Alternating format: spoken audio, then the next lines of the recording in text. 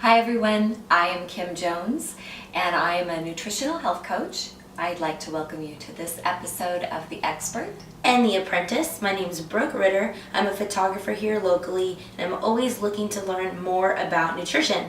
So today we're going to talk about sugar, which is a hot button topic that we all know and love. And right now it's the holidays and it is everywhere.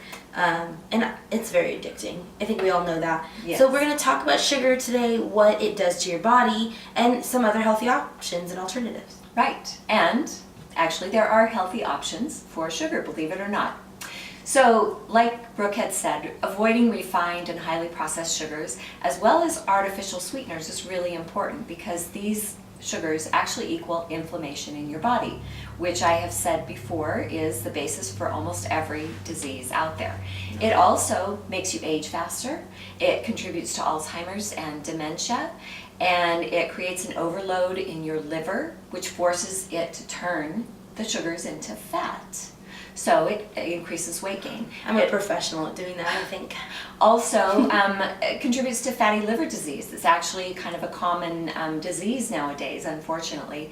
Insulin resistance, another problem that sugar can create, metabolic syndrome, diabetes, and there is a direct link to cancer. Without sugar, cancer cells will die. They actually feed on sugar. Good to know. So good to know why you should avoid processed and refined sugars. So there are actually much healthier options. And these options, you actually maintain the vitamins and minerals and antioxidant properties within these. They also contain healthy enzymes. They're low glycemic, which means that they won't create crazy sugar cravings, making you want more. Is that like when you have a sugar high or rush or like that type of feeling? Yes, okay. It's affecting. And then you crash after? Right. Yes, you're not going to get these crazy highs and lows. Okay. Yeah, by eating healthier sugars. So what you want to look for are unprocessed, unrefined, not heated. They are pretty much raw. Okay. Yes. So what we have for you to try are like raw organic honey, and that means it's just pretty much right from the hive. They might, generally they don't even have to heat it, and if they do heat it, it is at such a low temperature that it's not destroying any of the nutritional vitamins and minerals. Grade B maple syrup, which I absolutely love the flavor of grade B maple syrup. Putting a spoonful of this in just a plain Greek yogurt, it just creates the best flavor. I love it. Coconut palm sugar is also great, and this is actually dried palm sap. Is what that is. So they dry that. I've had coconut sugar before. It's really good. Yeah, it is. Molasses, and you want to look for organic unsulfured molasses. This is also a great one. This is actually high in iron too. So a lot of them don't necessarily have the high iron content, but molasses does. Then you have stevia. Now stevia I don't recommend doing in powder or liquid form because it's very highly processed. Okay. So I do recommend stevia though in the whole leaf form. And these are what the leaves look like. They're leaves, actual just leaves. Dried leaves. So it's just from a plant. Right. And you can steep these in your tea, or you could grind them up. You could put them in a smoothie and grind them up with so your you can eat the leaf itself. You could actually. Okay, so you don't have to do anything to it. Right. But if you had tea, you could throw it in or... Right. Does the leaf itself have a flavor? A little bit. You could try one. Okay, and chewing on the leaf, everybody.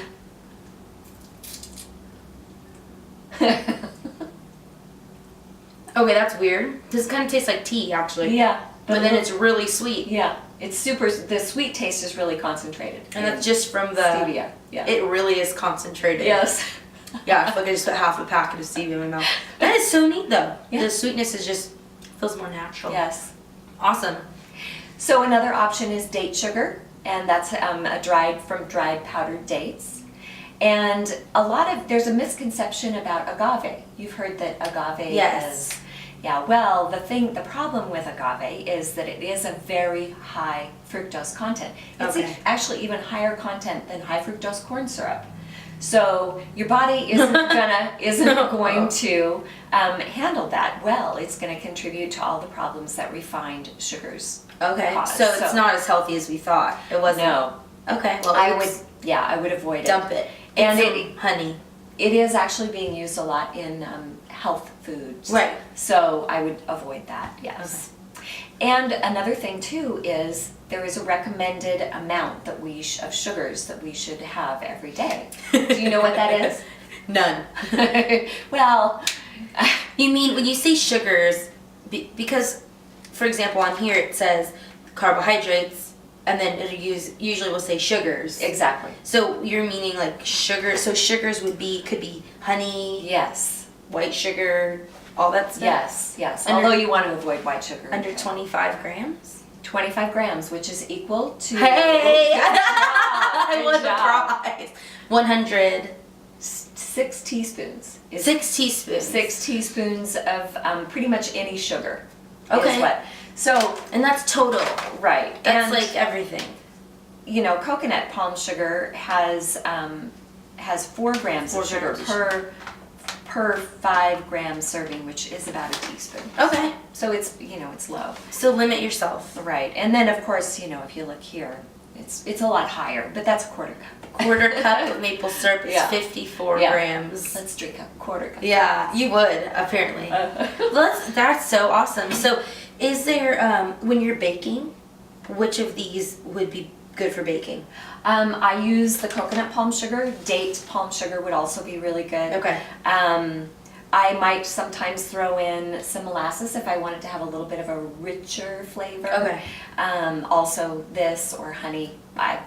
But I never use like brown sugar, white sugar, powdered sugar. I actually just substitute it with all.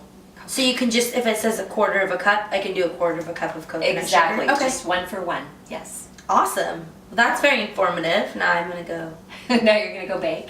bake. Yeah, I'm not a big baker anyway, so I don't really have much of a sweet tooth unless it's chocolate. But it depends. This time of year, it is so hard to get away.